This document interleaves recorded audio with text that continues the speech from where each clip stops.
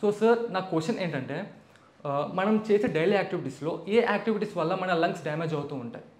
అదే అండి, మనకు మెయిన్గా వచ్చేసి స్మోకింగ్ వల్ల మనకి మెయిన్గా లంగ్స్ మీద సిఓపిడి అంటారు. ఎవరైతే క్రానిక్ ఎక్స్పోజర్ అవుతారో వాళ్ళకి లంగ్స్లో డ్యామేజ్ అయిపోయి సిఓపిడి, ఎంఫైసీమా, క్రానిక్ బ్రాంకైటిస్ వచ్చే ఛాన్స్ ఉంటుంది.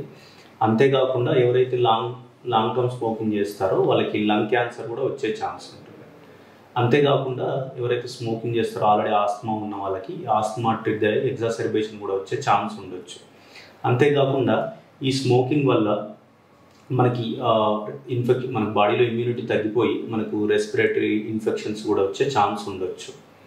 అంతేకాకుండా మనకు అదర్ యాక్టివిటీస్, ఎయిర్ పొల్యూషన్ అంటాం. మనకు ఈ రొటీన్ ఇండోర్ కానీ అవుట్డోర్ పొల్యూషన్ వల్ల కానీ ఈ వెహికల్స్ నుంచి వచ్చే పొల్యూషన్ వల్ల కానీ మనకి లంగ్స్ మీద ఎఫెక్ట్ అవ్వడం జరుగుతుంది.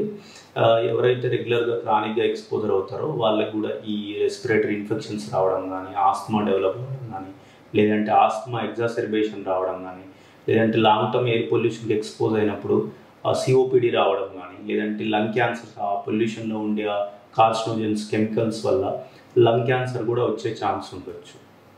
అంతేకాకుండా పూర్ ఎక్సర్సైజ్ అంటాం. ఎవరైతే చాలామంది ప్రాపర్గా ఎక్సర్సైజ్ చేయకపోవడం వల్ల లంగ్ హెల్త్ కూడా ప్రాపర్గా మెయింటైన్ అవ్వదు. దానివల్ల కూడా మనకి లంగ్స్ ఇష్యూస్ వచ్చే ఛాన్స్ ఉండొచ్చు. అంతేకాకుండా ఎప్పుడైతే ఈ ఫ్లూ సీజన్, మనకు జనరల్గా ఈ రైనీ మాన్సూన్ వింటర్ సీజన్లో మనకి ఫ్లూ రెస్పిరేటరీ ఇన్ఫెక్షన్స్ వచ్చే ఛాన్స్ ఎక్కువ ఉంటుంది. ఎప్పుడైతే ఈ ఇన్ఫెక్షన్ ఛాన్స్ ఉందో చాలామందికి అలాగే క్రౌడీ ప్లేస్ మాస్క్ పెట్టుకోకుండా వెళ్ళడం ద్వారా కానీ, లేదంటే ఫంక్షన్స్ గ్యాదరింగ్స్కి వెళ్ళడం ద్వారా కానీ మనకి లంగ్స్ మీద ఈ రెస్పిరేటరీ ఇన్ఫెక్షన్స్ వచ్చే ఛాన్స్ ఉంటుంది.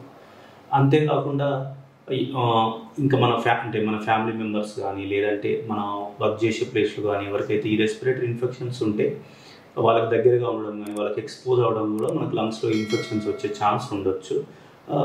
ఇన్ఫెక్షన్స్ కానీ, లేదంటే ఆల్రెడీ ఆస్తమా కానీ, సిఓపిడి ప్రాబ్లమ్స్ ఉన్న వాళ్ళకి కానీ ఆ ప్రాబ్లమ్స్ అగ్రవేట్ అయ్యి ఎగ్జాసర్బేషన్స్ వచ్చే ఛాన్స్ ఉండొచ్చు.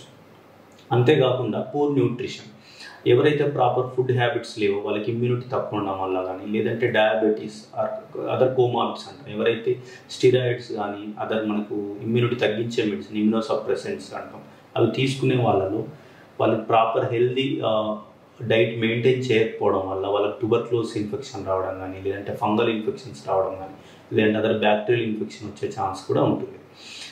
ఇంకోటి మనకు ఒబేసిటీ అంటాం. ఎవరైతే ప్రాపర్ ఎక్సర్సైజ్ చేయకపోవడం వల్ల, డైట్ మెయింటైన్ చేయకపోవడం వల్ల ఒబీస్ ఉంటారో వాళ్ళకి అబ్స్ట్రక్టివ్ స్లీప్ ఆప్నియా అనే ప్రాబ్లం రావచ్చు. అంతేకాకుండా వాళ్ళకి ఇన్ఫెక్షన్స్ వచ్చే రిస్క్ ఎక్కువ ఉంటుంది, లేదా ఇన్ఫెక్షన్స్ వచ్చినా కూడా వారికి తీవ్రత పెరిగే ఛాన్స్ ఉంటుంది. అంతేకాకుండా కొద్దిమందికి జెనెటిక్స్ ఫ్యాక్టర్స్ వల్ల కానీ అలా కూడా కొద్దిమందికి ఇన్ఫెక్షన్ వచ్చే ఛాన్స్ ఉండొచ్చు. ఈ వీడియో కనుక మీకు నచ్చినట్లయితే లైక్ చేసి, షేర్ చేసి, కామెంట్ చేయండి. మా ఛానల్ని సబ్స్క్రైబ్ చేయడం మాత్రం మర్చిపోకండి. Thanks for watching.